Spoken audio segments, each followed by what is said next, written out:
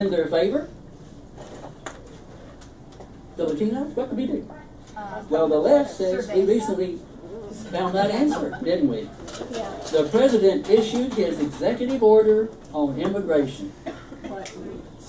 That's the way you win the Latino vote. That's how it's done. You win them over with amnesty. You wave a magic wand, and illegals become legal. If it isn't full amnesty, now, my friends, do you understand? It will be later. This is the foot in the door. Don't tell me it isn't amnesty. It will be. Write it down. Reagan. This is so easy since most Americans are not paying any attention anyway. Make mistake, no mistake. This was a flagrant violation of the Constitution. The president's executive order. He said, November 25th, I just took action to change the law. And if you don't understand what is wrong there, the president, under our Constitution, cannot change a law. He cannot make a law. The president enforces the law. Congress makes our laws. The president enforces the laws. The Supreme Court rules on their constitutionality. Separation of powers. And when you have a president who says, I just took action to change the laws, bells ought to go off. The foghorn ought to go off. Flags ought to wave. Bells ought to ring.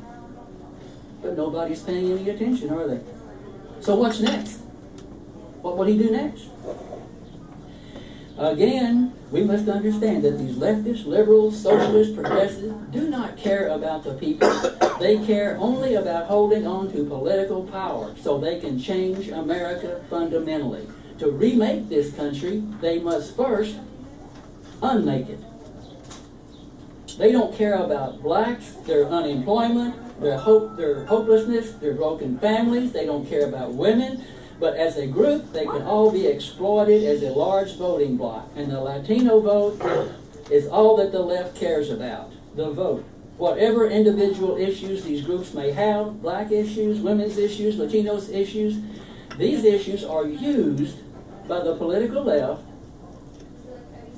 to convince these groups that it's the political left that is going to be their savior. They are going to rescue them. They're going to be their advocates. So that each group will unite and solidly vote for the leftist party. Each group will vote for the leftist party. So we have seen the political left divides this country. We are just disparate groups. To them we can be used like pawns. We are like puppets to be played. The left has come to divide. One of the most effective strategies. Breaking news. Breaking news. It says here, due to recent cutbacks, the light at the end of the tunnel has been cut off. That's it? Where's your sense of humor? Page 3. So we have seen a primary strategy of the political left to divide the country. People are more easily controlled that way. Now let's tackle another strategy of these so-called progressive, statist, socialists. In order to grow government, redistribute wealth, create a permanent underclass, and all the other steps that I have made, the political left must lie. Not a surprise? If they actually came clean and told everybody what they wanted to do, nobody's going to support them or vote for them. Tear down the country, redistribute wealth, unemployment, national debt, nobody would vote for them. Their agenda would be flushed down the toilet, relegated to the dustbin of history. Telling the truth would be anathema. So they must lie.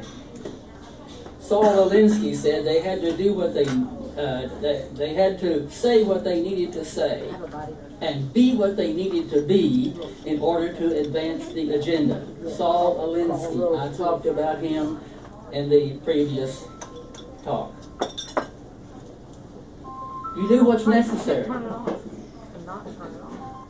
Machiavelli in the 16th century encouraged lies and deception to accomplish what he saw was a greater good, his idea of a greater good.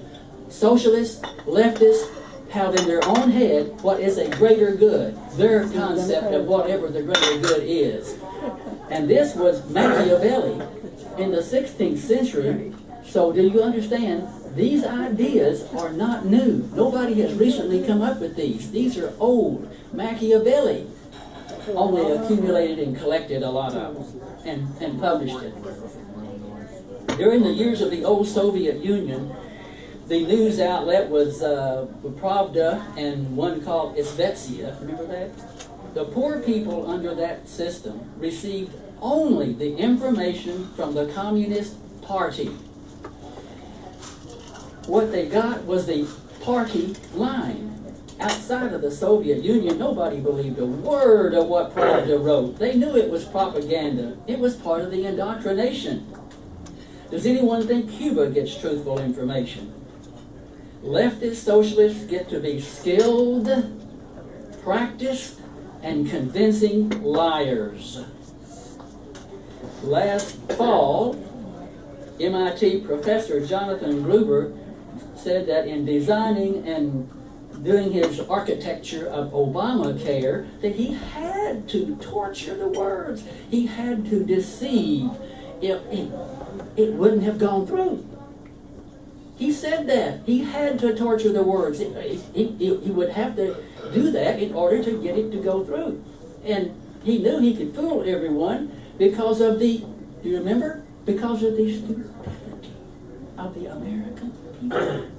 He said that. We had videos of it. It was a shocker. MIT professor, he depended on the stupidity of the American people. And he's another pompous elitist who typifies the left. We were told countless times that the reason 4 Americans were killed in Benghazi was because of an anti-Islamic video. Later in the Benghazi hearings before Congress, not one word was mentioned about a video. The people at the Benghazi hearings were under oath. If they lied, that will put them in prison. But we were told that lie after the Benghazi incident for some 2 weeks.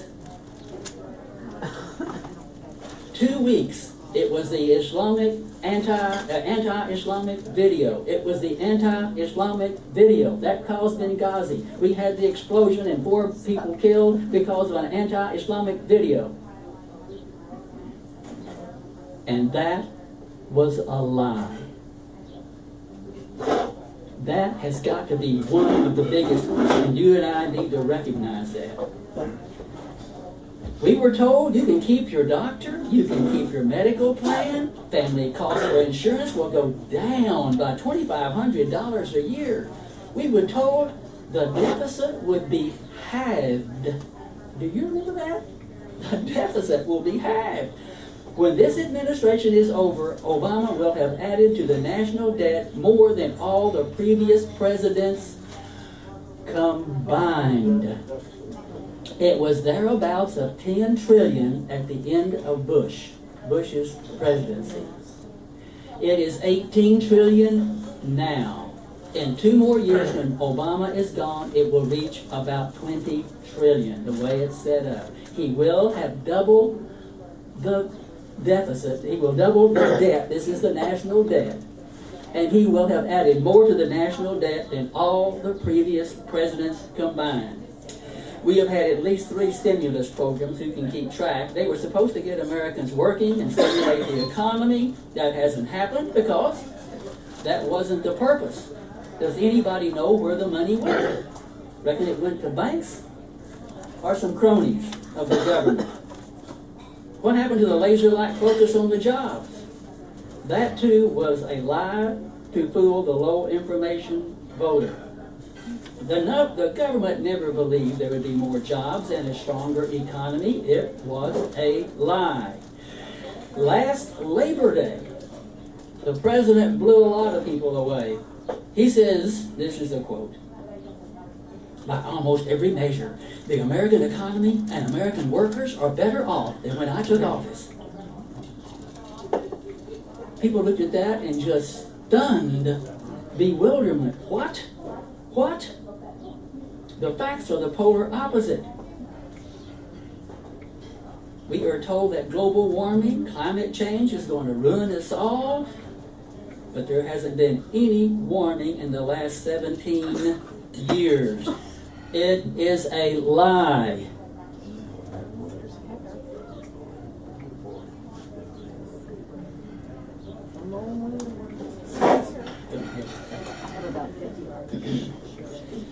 We are told, folks, it is big when we are told by our government and others on the left.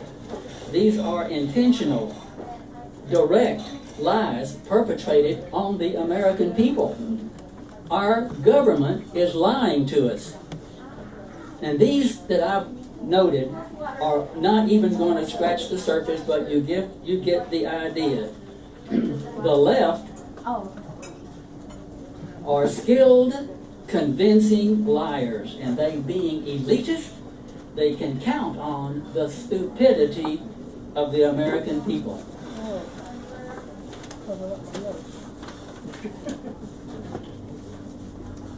You won't like the bumper sticker I saw, but I loved it.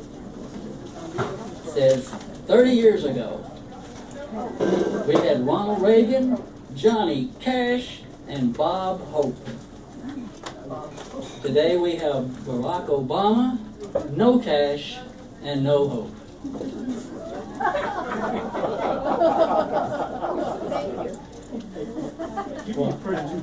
I'm glad now. I'm going to loosen it up a little bit. Yeah, that's good. That's good. We want to enjoy this. Hey, Rick, give me the first 2 pages so I can start planning my response. I missed the first 2 pages. Give me the first 2 pages.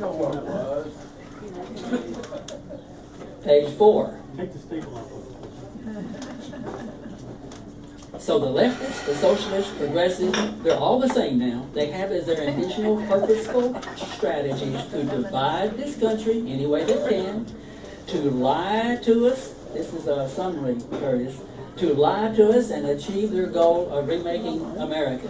They must destroy the foundations of this country, its economy, its traditions, its politics. They want to undermine the system and bring it to a breaking point. This is so they can usher in some utopian world order. Wonder what that'll look like. Some European-style socialist system, some think. But now, let's have another one. Another strategy of the political left. Got a good grip? Nobody's going to sleep. Good. I've got a cattle prod in case somebody dares go and sleep. All right? The left loves a crisis. A crisis, a disaster, upheaval in our country is seized upon by the left and is usually exploited to the hilt for their own sinister purposes. The former Obama chief of staff, Rahm Emanuel, you know where I'm going, don't you? He famously said, "You never want a crisis to go to waste." Sometimes elitists on the political left will say something like that. Most of the time, they don't let that one slip out. You never want a crisis to go to waste. All right? Sometimes the global warming, climate change is called a crisis. But when opinion polls come out asking Americans what they're worried most about in our country, climate change is dead last. The idea is that we shift money from America to some kind of environmental group, who knows where, and European Union or whatever, to fight climate change. To give up our freedoms, pay more in taxes. They would like to close their coal plants. A second one, besides climate change, is a crisis. Okay? All right, this is bad. As horrible and tragic as the Newtown, Connecticut massacre was, remember that? Kids and teachers killed. This was a crisis that the left relished. They pounced on it to advance their agenda of watering down or crushing the Second Amendment. Do you remember that? There was a big movement about guns. The idea was to crush that Second Amendment. Do you think they cared about the deaths in that school? Yep. Well, what they did care about was the opportunity, the crisis, and they tried hard to make inroads and not let the crisis go to waste. But when it comes to the Second Amendment, they got lots of pushback from the American people, and did you notice? That went down. No more. Because American people says, you don't mess with us. You don't mess with the guns. You don't mess with the Second Amendment. Back off. Or I'll shoot. And politicians will back off.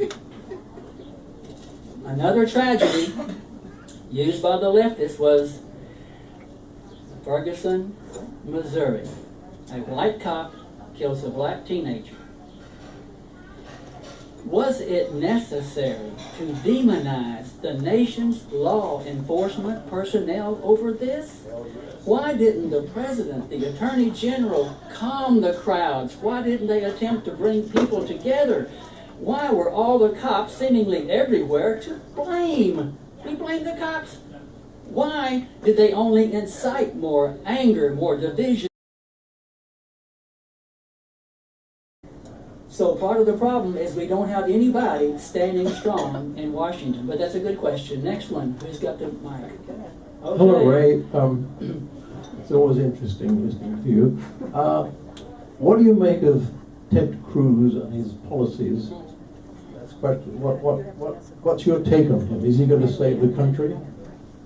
Well, he's not going to be able to save the country until he gets into a greater place of power. If he gets Well, to he's be going to president- run for president. I mean, say he became president. Oh, well, it's going to be too much to ask anybody. For one thing, the decline that we're on, there have been some people to say there's no hope, there's not going to be any turning back, it just can't happen. Some people try to be more optimistic and say, we can turn the tide, it is not beyond hope, we're not over the cliff yet.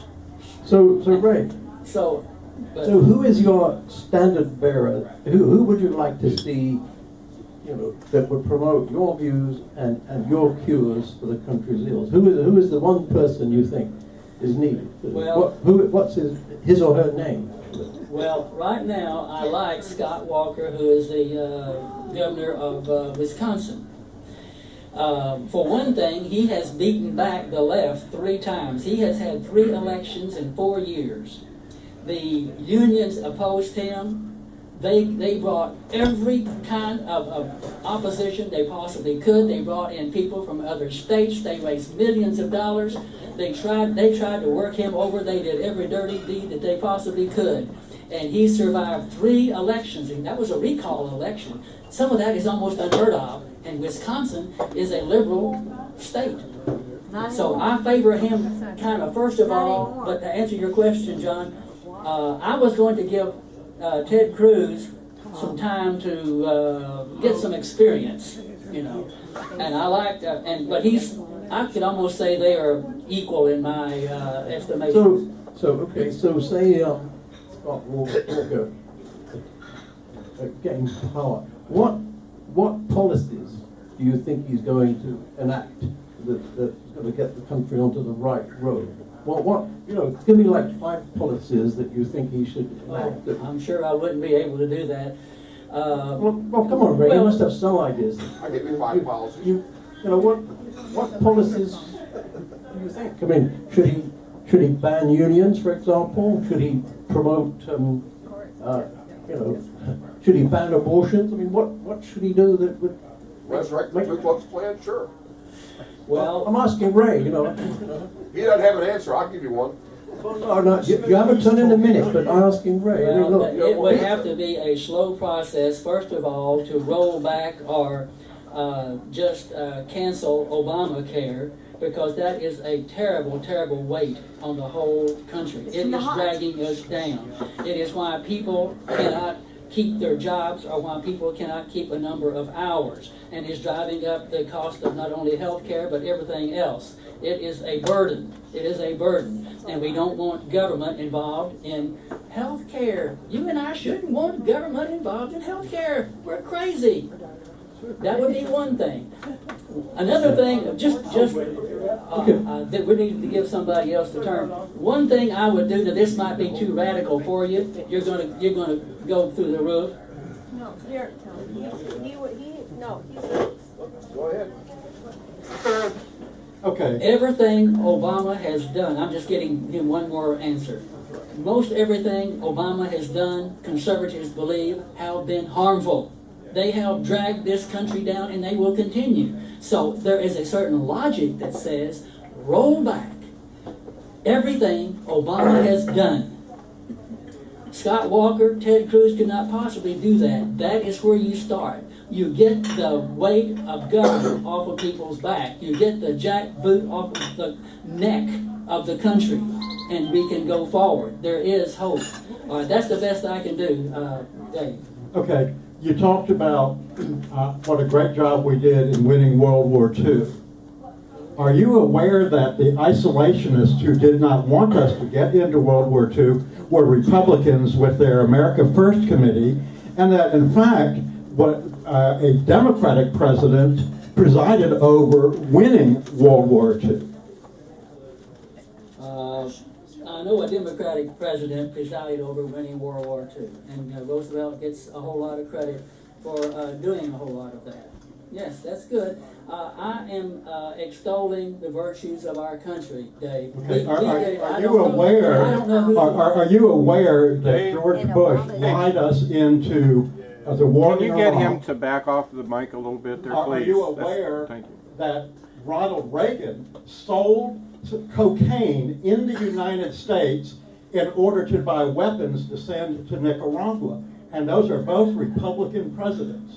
Are you also aware that George W. Bush ran up a huge deficit, and when you were confusing deficit with budget, you're confusing deficit with debt, because the deficit has dropped from $1.4 trillion in Bush's last year to $486 billion in 2014. So there's one more piece of lie that you told. You keep saying, we're telling lies, so I'm telling you, you're lying when you say these things. And I'd like to know why. I said that the national debt, there's a difference between the national debt and the budget. You know, budget is the year. The national debt was thereabouts of 10 trillion after George Bush left. Okay?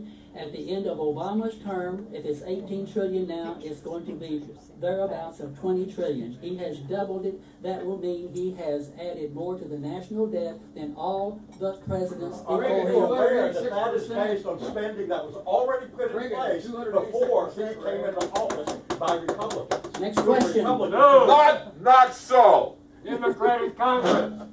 Next question. Oh, it's me. We're going to love each other. We're going to be civil here. Not the lefties. Who's got the mic? Susan. I do. Are you aware of the health plan that Ted Cruz is on? Do you know the name of the health plan he's on? Well, just recently he said he was going on Obamacare. That's right. Don't we want our politicians to be on the same plan that we are? On the best plan. He's required by law to do that. He is on the same plan as we are, and don't we want our politicians to not be accepted? Do we want them to have special privileges? Okay. Do you recall that Senator Grassley, when Obamacare first came out, put in a bill that required that all federal employees, elected and non-elected, have to go on Obamacare. Do you recall that? I think so, yeah. That's correct. And do you recall what happened then? They screamed bloody murder because the price went up. They had to get a 75% subsidy, even people making over $100,000 a year. The law requires that all federal employees participate in Obamacare. All Mr. Cruz is doing is following the law, man. Something that many Democrats don't. Good, thanks. Hey, all right, Nancy. Good answer. You All want right. your response, go ahead. Well, Hank, you've had your turn. Is there somebody else? Yeah, Curtis here. there- No, we have somebody right Okay, here. all right, Go good. ahead. Kind of keep it Please speak horizontal. into it. Ice cream cone. Talked about lines. Point it. Thank you. Talked about what? Lines. Yes, The okay. Democratic Party has been. Well, you've got a good British accent there. Go ahead. Yes, well, been here 35 years, but never mind. I think the biggest lie, and it was touched upon by this other gentleman here, the biggest lie that's been put on American people was the. So I can't hear. Yeah, please speak up. I'm sorry. How's that? Yeah. I think the biggest lie that's been put up. Point it towards you. Point it towards you. By the American people, Thank you. to the American people, by the Republicans, is the Iraq War. That indeed was the biggest lie, and as a result of it, I What mean, where was the line? What line was it? what? What was the particular line? WMDs, Particular Yes. Well, weapons of the mass the destruction. lie was that there was weapons of mass destruction, Yeah, I'll never forget. and the whole thing was fabricated to get us into it was all about oil and money. Everybody in the intelligence Are we knows getting about oil from Iraq? Are we getting No, money well, hang from on a Iraq? minute. Hang on a minute. If you want to talk about,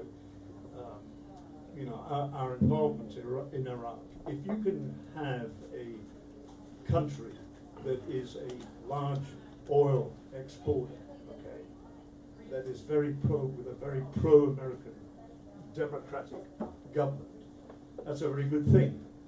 But I mean, if you do that without studying the history, which is what happened, then you're not going to succeed. Well, let me. But I mean, back to the line. This is a the question. lie. We need- The whole Yours- Iraq War was a lie. Okay. And Would you let me talk Well, to I that? haven't finished with my question. Well, And Phrase it as a result of the Iraq War, we have, which the Iraq War was completely unbudgeted for. We have this terrible economic problem that we've got at the moment as a result of the Iraq War and the Afghanistan War. And frankly, question. well, I guess the question is, what do you think about it? Okay, well, all right. Well, I'll be glad to speak to it. Oh, Tom. First of all, I have said here on another occasion, I was absolutely horrified when George Bush said we were going to go over to Iraq. It was in response to 9/11. Took us a year and a half to get there. Now know this, if you forget it, I'm sorry. Every world leader at that time, using investigative intelligence, the intelligence gathering, they all said Saddam Hussein has weapons of mass destruction. England, Germany, France, America. Israel, every Israel. foreign intelligence service confirmed that. The question should, give me the, I'm not reading newspapers. Easy to do it. I don't use the newspaper. I go online. You go online, One fool at a time. you shouldn't listen You to calling all me a these fool? people. I think you're a fool. Thank you. We don't usually descend into name calling here if we can. Well, you called me. You've been doing it for an hour. Well, so's the guy, so's the host here. No, he was quoting the bylines. That's There's a the rule, byline he of always College quotes of this, Complex. One fool at a time. One fool at a time is. Okay, do we have control You here? call nobody a fool. One other point here. I did not want the war in Iraq, and I was sorry we went in there. We had established a very solid presence there. We gave them their country. We gave them a government. We gave them stability. They were in pretty good shape. We gave mice. Do you know what happened that caused them to lose stability? It was because we withdrew every last remnant of our military. All of the president's advisors, chiefs of staff said, Mr. President, don't take everybody out of Iraq. But he did. They told him there would be a vacuum. It could be open to who knows what if all of our presence was removed, every military person and object and artillery. But he did it anyway, and if the vacuum was filled with ISIS. You want to blame President Bush? I will go along with you. I wish we hadn't done it. But we need to look at what our own dear president, our own dear leader has done. If he had not withdrawn all of the troops and left an American presence, we've always done that everywhere we've been. People don't like it. We're in all these other countries, and it stabilizes those countries. He withdrew everything, and all that happened was ISIS flooded in. Next question, Stephen. Ray, I've got about a dozen questions, but Well, I'll you stick only with, get one. I know, and I just was about to say, but I'll stick with one. Would you please recite the Second Amendment?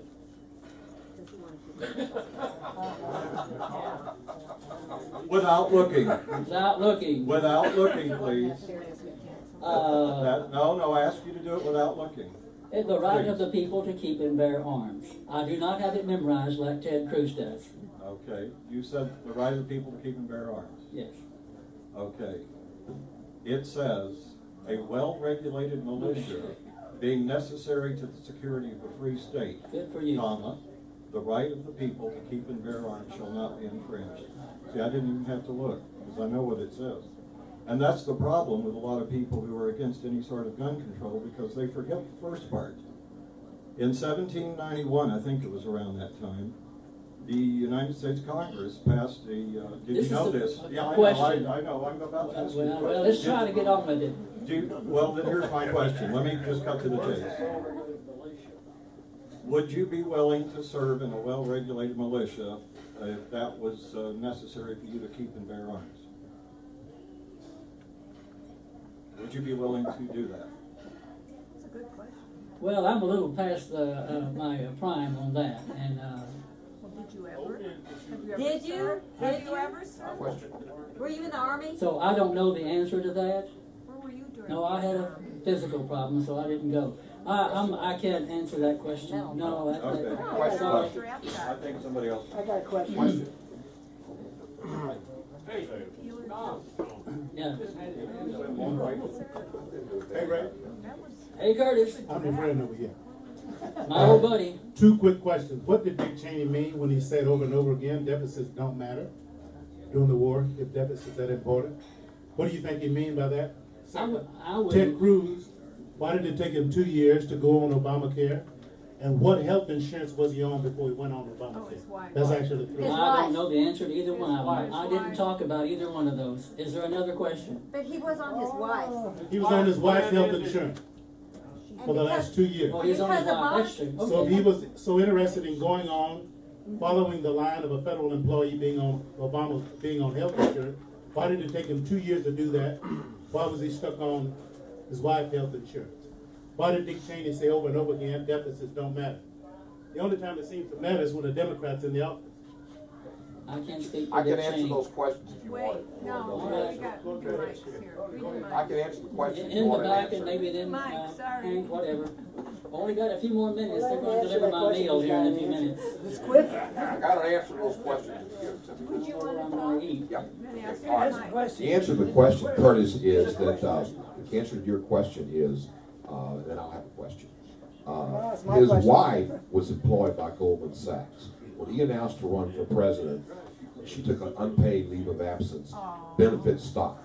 So therefore, he's required to do it. Many couples will get their insurance from one couple's employer and not the other. There's nothing untoward about that. There's nothing Democrat or Republican about it. Now, do you know who Professor Eugene Volek of the School of Law at UCLA is? Haven't got a clue. He is a constitutional scholar. In 1996, he wrote a law school article that toured all of the original state constitutions, and he proved that the term well-regulated militia is not a corporate term. It applies individually. He proved it conclusively, academically, and he comes from, the problem is, this gentleman over here comes from the school where they say the Constitution is a living, breathing document. It's elastic to mean whatever you want it to mean. People in the Federalist Society say, no, the document meant what the authors of the document meant at the time they wrote it. The question was, do you know who Eugene Volek was? Which is the answer to, his law school article is the answer to the false canard that the right of the Second Amendment only applies to a corporate entity. Thank you. Now, I am disappointed. I am disappointed. I have not heard anybody take me to task for what I talked about. I don't want to talk about Dick Cheney. I didn't mention Dick Cheney. I want you to take me to task for something I said. Otherwise, I'm going to think you might agree with me. Oh, all right, Hank. I'll take you to task later. This is an innocent question, not a challenging question. What, in a positive sense, in your definition, would a progressive be?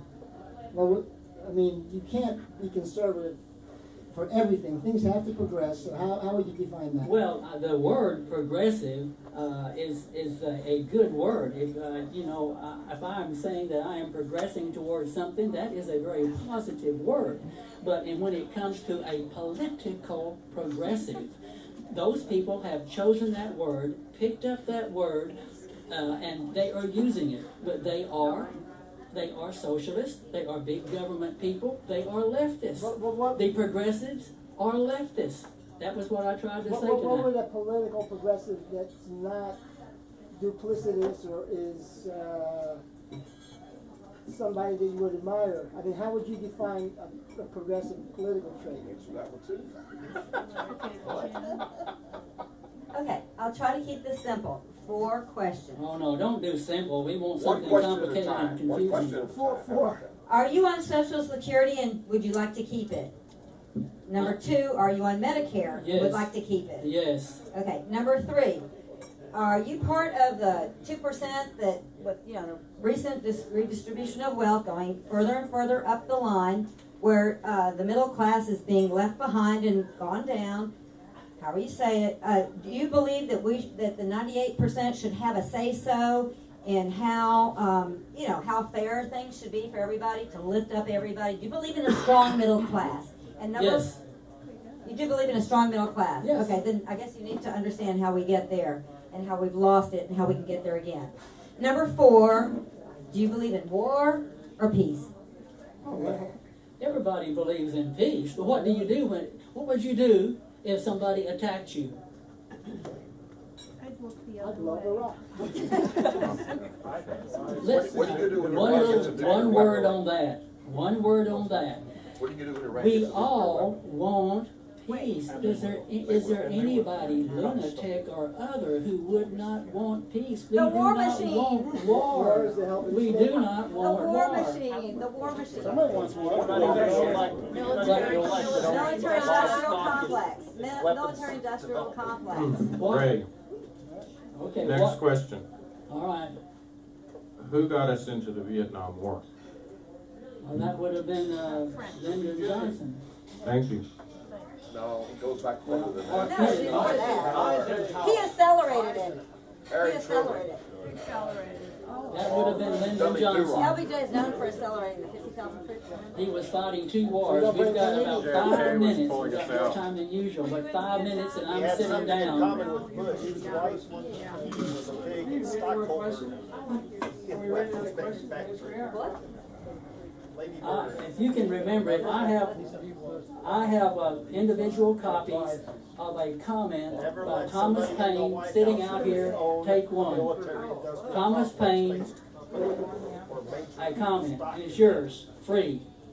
All right, we're about through here. That's Better like wrap it up. bloodline now. Would you do away with Social That's Security? like the right bloodlines now. Social Security is not going to go anywhere. Would you do away with it if you had power? With what? They're If you changing had it right power, now, they would just you did. do away with it? The Congress just. Oh, I don't know. That's just too hypothetical for words. No, It's not. no, It's not. It's a fair question. Yeah. Ted Cruz would. I got an answer for you. You're gonna have to talk to Anybody else? You don't have the It's gonna have to have a speech.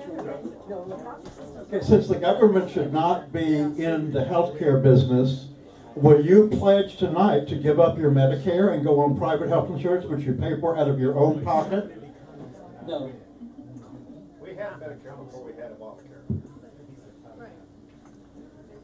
Okay. If you're You said the through, government shouldn't be in healthcare. if you're through, I will sit down. Yeah. All right. You get to sit down, Ray. Okay. Good deal.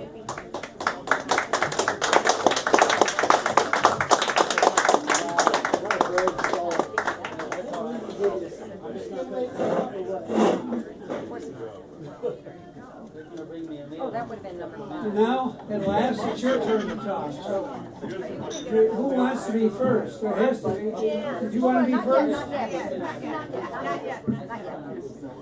Jim, did you want to be first? Hey, hey, are you a dictator? I'm waving my hand. Oh, okay, come on up here. Are you just blind?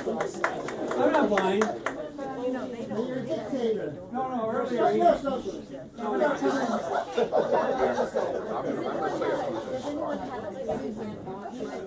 Wow, what a brave presentation. He knew where he was coming.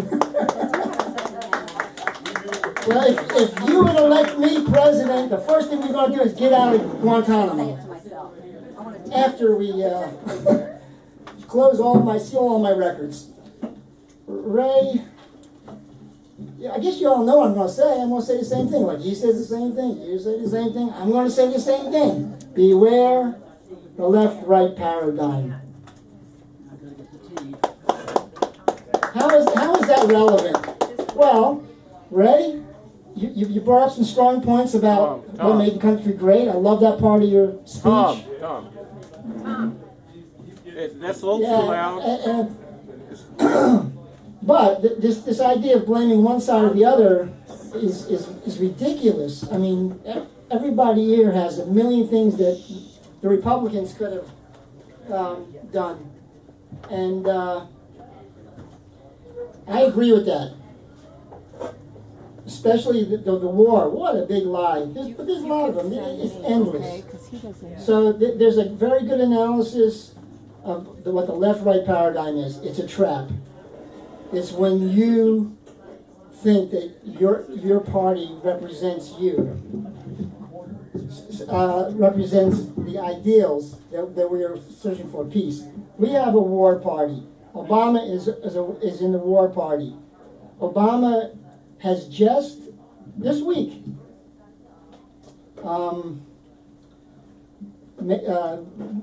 made the executive branch exempt from FOIA requests. If you know what FOIA is, it's called the Freedom of Information Act. So if they try to hide something, you can petition the government to release documents, but not the executive branch anymore. They've officially closed that down. Now Bush did that already with the Patriot Act. So the Patriot Act is something that, to me, is like, when you're going to talk about Constitution, you got to remember that. You can't frame this in the traditional left-right thing. The traditional left-right game they got us playing makes us see the idiocy of the other side. It's always highlighted. But we have more war, endless war, and we have the richest, most powerful country, most influential country that everybody wanted to come to, all of a sudden on its knees. Oh, we're poor. Oh, we're having this problem. And they go up and down with this stock market like we give a damn about the stock market. And so the left-right is a joke. So we can get millions of examples, Republican, whatever. The idea is what's conservative. Now, so what do we have left? Well, we can see who's lying. One thing is, I swear on the Constitution. That's my whole job, is to swear on the Constitution. That's what the president does, that's what the policeman does, that's what the congressman does, and when they break that lie, they're lying. That, you know, I agree with, I think with Ray, he kind of left for his iced tea, but that the Constitution is an excellent guide. It did offer hope to the idea that the people matter first. It's a big question. That's what this country represents. This is the first place where it was codified. It started in England to give people more power, Magna Carta and all that, but it was codified from the get-go that the people had more power here. Now the frontier is gone. We don't have endless resources. You know, we killed the Indians. We kind of overlooked that. We had the slaves. We overlooked that. But now we got to face reality. We're in a small world, and these old paradigms aren't working. So you're going to list all kinds of things, you know, that Republicans did. And he doesn't like the Republicans either, so I don't know what he means by conservative. But to me, throwing out the Constitution by way of lying or dictatorship or stuff is really a bad idea. And don't get too excited with your party. A political party is a conspiracy to seize political party power. It's a conspiracy to seize power. 911 was a lie. I mean, I see so many lies coming from government, but the divide them left and right is not the way to go. In fact, it's the way to keep us going, chasing our tail. Okay, thank you.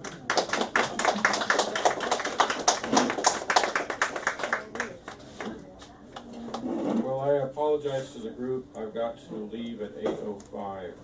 Not only did I get here late, but I'm having to leave early. I just had a comment regarding the Second Amendment.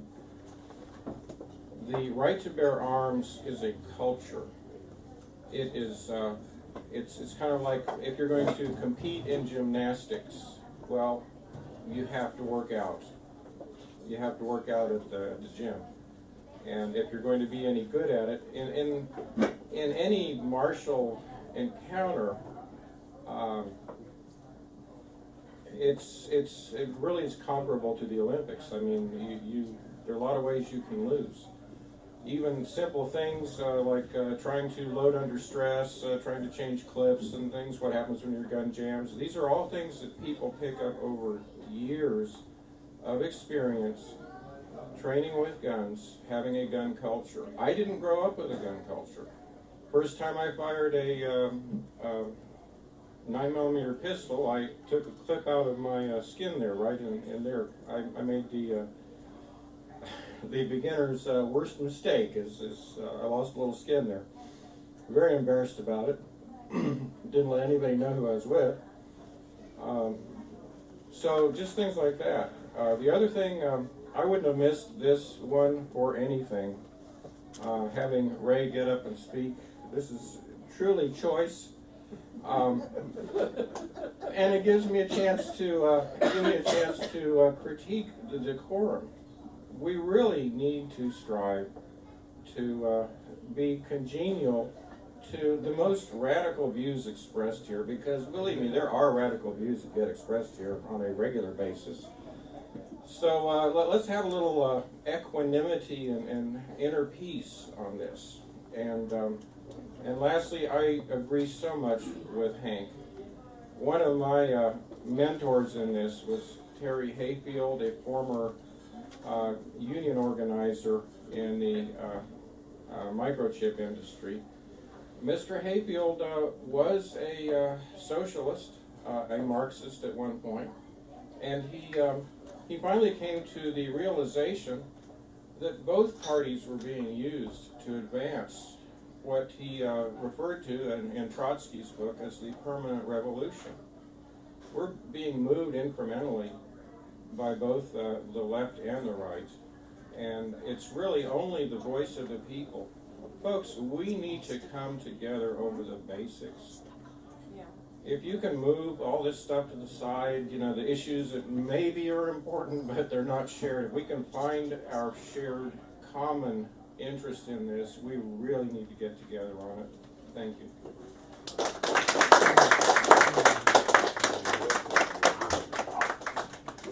Okay, who's next? Curtis, you're next.